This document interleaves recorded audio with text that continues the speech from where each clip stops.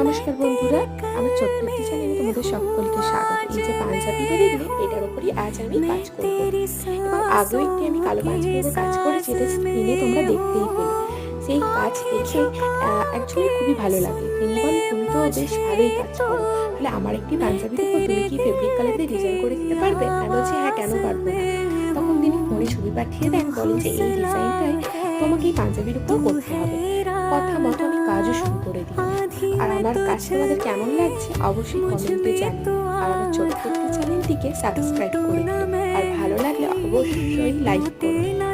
শেষ পর্যন্ত দেখো আমার কাজ কেমন হয়। এই যে হাতার ডিজাইনটা, ওটা আমার নিজে থেকে করা।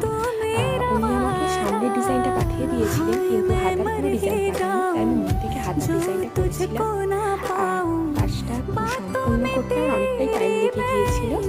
কাজটা শেষ করার